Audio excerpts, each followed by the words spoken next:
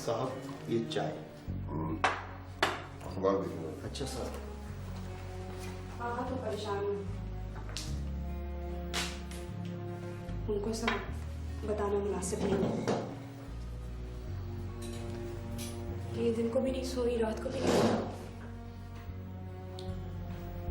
तुम एक काम करो ना, मुझे थोड़ी देर में फोन करो, मैं पापा को बता दूंगी। ठीक है, ओके, अल्लाह हाफ़िज़। क्या हुआ? समन का फोन था, कह रही थी सरफराज पुलिस स्टेशन गए हैं, उन्होंने जाके वहाँ पे सब कुछ बता दिया मुराद के बारे में। ठीक है। इशक आंटी के घर भी आई थी पुलिस इन्वेस्टिगेशन करने, उनको भी बुलाया। आज आप ऑफिस ना जाना प्लीज, ऐसा ना अगर पुलिस यहाँ पर आया आप ना हो तो कोई मसला हो। पापा मामा की तबीयत भी बहुत खराब है, डिस्टर्ब भी बहुत ज़्यादा। अच्छा अगर आप घर पे होंगे तो वो समझा देंगे एक दफ़ा। चलो मैं दफ्तर फोन करता हूँ। सर मैं आपसे यकीन से कह रहा हूँ, राव साहब भी इस केस में मुलविस हैं। सर प्लीज आप उन्हें भी शामिल तफ्तीश करें। वो तो हम करेंगे। वो तो आप गवाह के तौर पर कर रहे हैं, आप उन्हें मुलजिम की हैसियत से शामिल करें प्लीज। क्या सबूत है आपके पास? इंस्पेक्टर साहब, इसलिए कि अब्बा की मौत के बाद जो उन्हें चालें चली हैं और भाई को बेवकूफ़ बनाकर घर का सौदा कराया, इससे उनकी नीयत साफ जाहिर हो रही है। सर अगर मुजफ्फर साहब हमारा घर नहीं खरीदते तो ये शख्स हमारा मकान बेचकर सारी रकम हथिया लेता। अब ऐसा करो कि सरफराज को मेरे पास भेजो, मैं इस एंगल से भी उससे कुछ तफ्तीश करना चाहता हूँ। ठीक है सर, जैसे आपकी मर्जी। Thank you very much.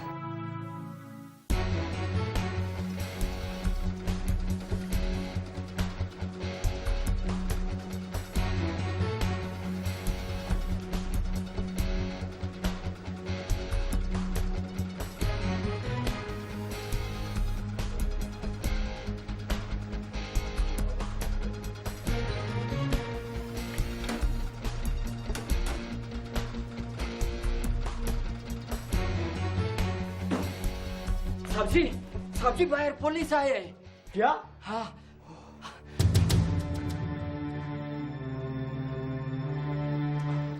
देखो, हाँ जब तक मैं ना कहूँ तुम गेट ही खोलना, ठीक है? हाँ ठीक है समझ गए।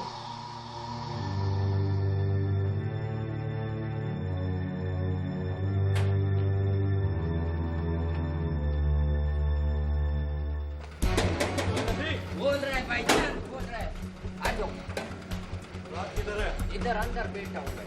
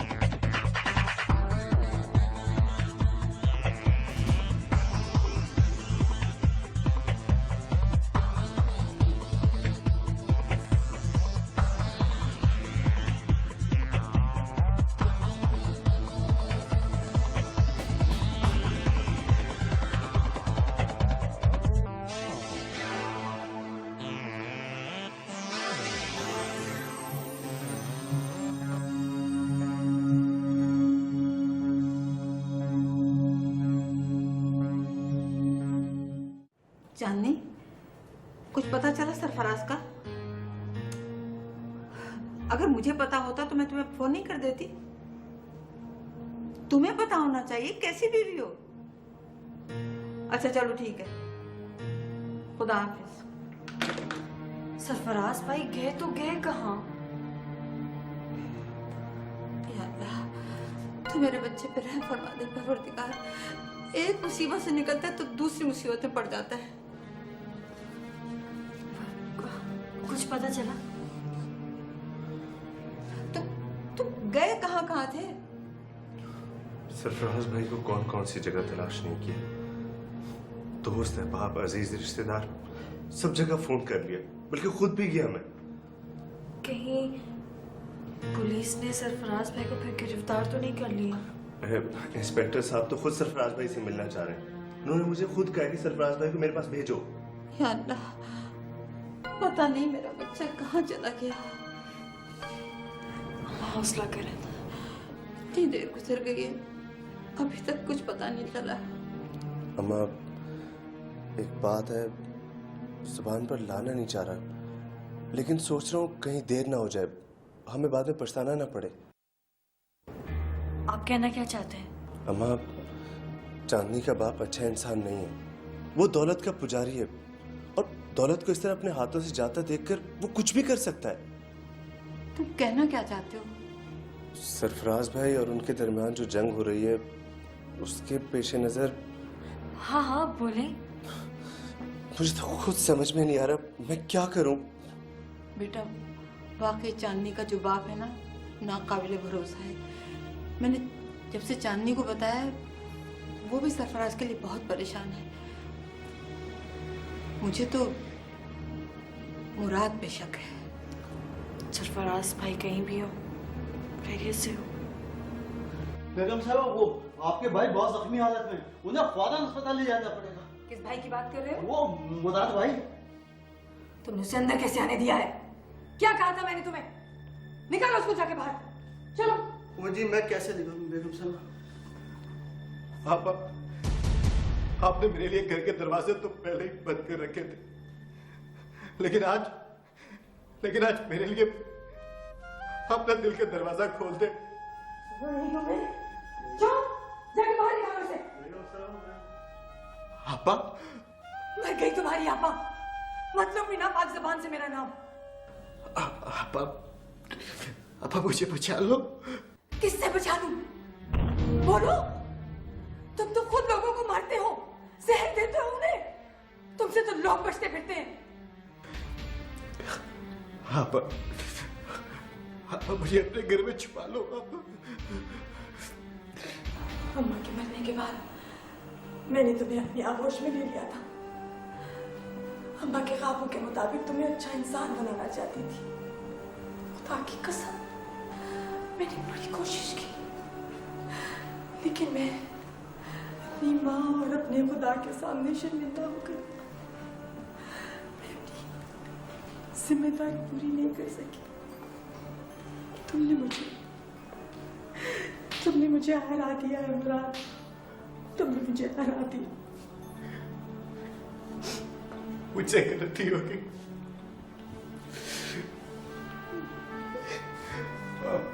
मैं क्या था? मैं क्या?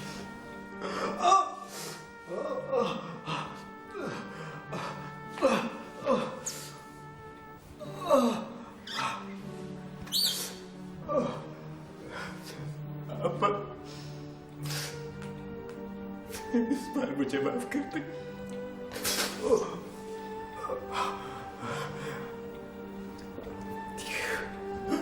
कुछ शिकायत का मौका नहीं दूंगा।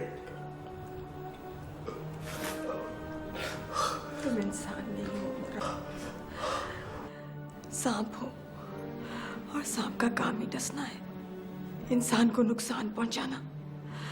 हमने बड़ी कोशिश की कि तुम सुधर जाओ, लेकिन तुम भटकते ही चले गए, और आज कानून की सजा। नहीं आपा, खुदा के लिए ऐसा ना कहे। अब वो वक्त आ गया है जब मैं नाकाम हो गई, तुम्हारी बात घर की दीवारों से निकलकर कानून की कटहरे में पहुंच गई है। आज तुम कानून से बचते हुए मेरे पास आए हो कि शायद मैं तुम्हें बचा लूंगी, क्योंकि मैंने तुम्हें दुनिया की आफतों, मुसीबतों, तकलीफों से बचाया। उस वक्त तुम मासूम थे, बेगुनाह थे, लेकिन आज तुम्हारे हाथ किसी के खून से रंगे हैं।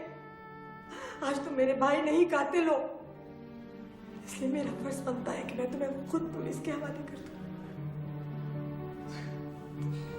नहीं है, मुझे पुलिस के हवाले नहीं करे। हाथ जोड़ के अपने गुनाहों की माफी मांगता हूं।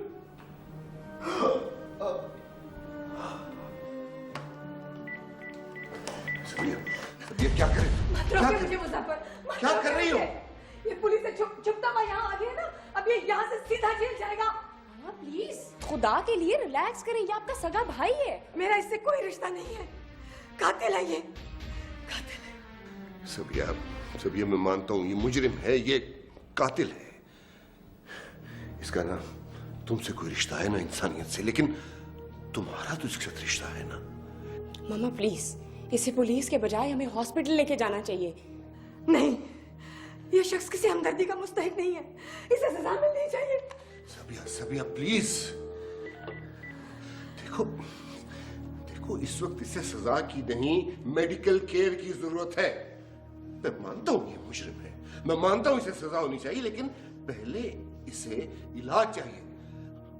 दुनिया का किसी मुल्क का कानून ये नहीं कहता कि मुजरिम अगर जख्मी हालत में हो तो उसे कानून के हवाले कर दिया जाए। पहले उसकी मेडिकल टेक केयर होती है। प्लीज अपने गुस्से काबू में रखो, प्लीज।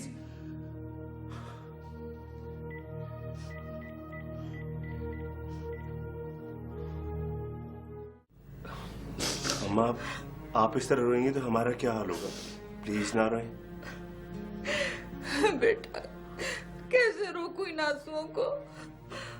पता नहीं मेरा बेटा कहाँ होगा, किस हाल में होगा।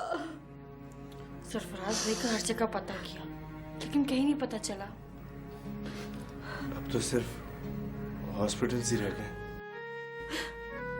मेरे मौला रहम कर दे मुझ पे। जिस कमबख्त ने भी मेरे बच्चे को अगवा किया उसे नेस्त नाबूद कर दे, बर्बाद कर दे। मेरे मौला उस पे रहम कर दे। अम्मा कैसी बातें कर रही हैं आप? सच पूछो तो बेटा, मुझे तुम्हारे भाई पे पूरा शक है। अम्मा प्लीज, समन सरफराज भाई के लिए कितना परेशान है, आप इसे भाई का ताना दे रही हैं। मैं ताना थोड़ी दे रही हूँ, मैं तो एक बात कह रही हूँ। नहीं अफजल, मैंने अम्मा की बात का बुरा नहीं मनाया। आखिरकार ये माँ है ना, अगर ये परेशान नहीं होंगी तो कौन होगा? क्या ख्याल है नादिया भाभी को सरफराज भाई के बारे में बता दूं? नहीं अभी नहीं, थोड़ा इंतजार कर लें। उन्हें बताएंगे तो वो भी परेशान हो जाएंगे। अब सुबह जाके सबसे पहले पुलिस इंस्पेक्टर को बता दीजिएगा।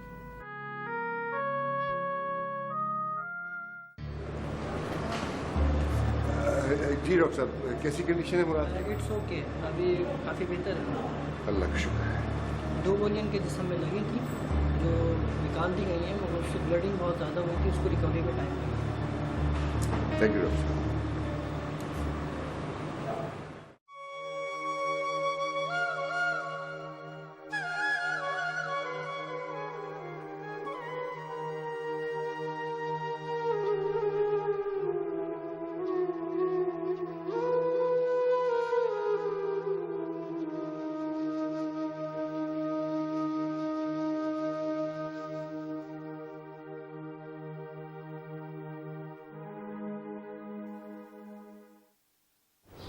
मामा चलिए उठें, थोड़ी देर के लिए आराम कर लें। एक बात बोलूं आपसे? मैं जानती हूँ आप मुराद से सख्त नाराज हैं, मगर सारी रात आप जाके उसकी जिंदगी की दुआएं करती रही हैं अल्लाह से। अच्छा चलिए उठें, मैं और आप हॉस्पिटल जाके मुराद को देखते हैं। अभी तक वो वार्ड में शिफ्ट हो गया होगा। आई थिंक पापा का फोन है, बात करेंगे। मैं देखती हूँ।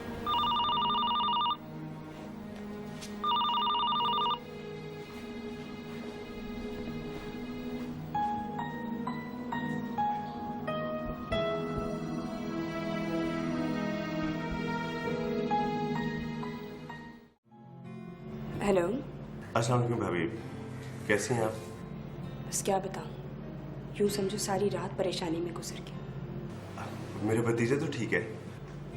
हाँ वो ठीक है, लेकिन क्या बात है भाभी, बताइए। अफजल रात को हमारे घर मुराद आया था जख्मी हालत में। आई थिंक उसको पुलिस गिरफ्तार करना चाह रही थी। मुझे ठीक से तो पता नहीं है, लेकिन अभी वो हॉस्पिटल में है, उसका ऑपरेशन हो रहा है।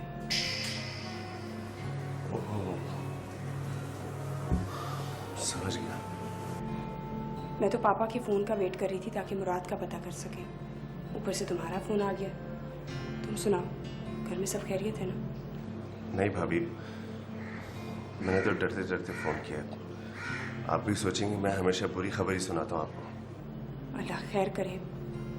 क्या हुआ है, सब खैरियत तो है? भाभी, सरफराज भाई कल से घर से निकले, अभी तक घर वापस नहीं है। सब जगह ढूंढ लिया। हेलो भाभी, कुछ तो बोले, आप क्यों चुप हो गई? मैं क्या बोलूं? उनके बारे में तो बोलने का हक ही नहीं है ना मेरे पास। भाभी, हमें तो ये शक था जब से अब्बा की मौत का राज फाश हुआ है, सरफराज भाई की जान को खतरा है। वो कैसे? वो ऐसे कि सरफराज भाई ने पुलिस को मुराद और राव साहब के बारे में सब कुछ बता दिया, और हमें तो शक है कहीं उनमें से किसी ने सरफराज भाई के साथ कोई उल्टी सीधी हरकत ना कर दी हो। भाभी, आप मुराद से पता करने की कोशिश करें। ठीक है, मैं पापा है तो उनसे बात करती हूँ। ओके भाभी, अल्लाह हाफिज।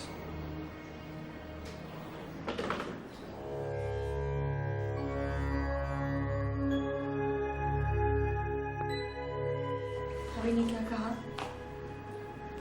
बताओ ना, नादिया क्या कह रही थी? मुराद का रात को ऑपरेशन हुआ है। ऑपरेशन हुआ है? वो पुलिस मुकाबले में जख्मी हो गया। इसका मतलब वो हॉस्पिटल में है? जी।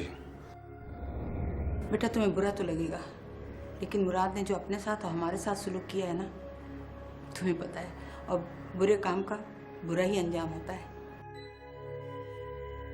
मैंने नादिया भाभी को सरफराज भाई के बारे में बता तो दिया है, लेकिन मुराद से अभी इस बारे में पूछना बहुत मुश्किल है। मैं तो कहती हूँ सबसे पहले चांदनी के बाप का पता करो। सबसे ज्यादा खतरा तो मुझे उसी शख्स से है।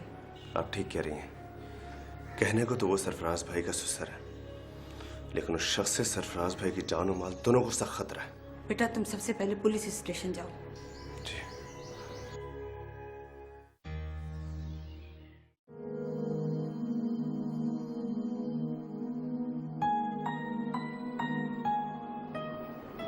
भाई साहब, मुझे माफ कर दे। मैं आपकी दुश्मनी में अंधा हो गया था।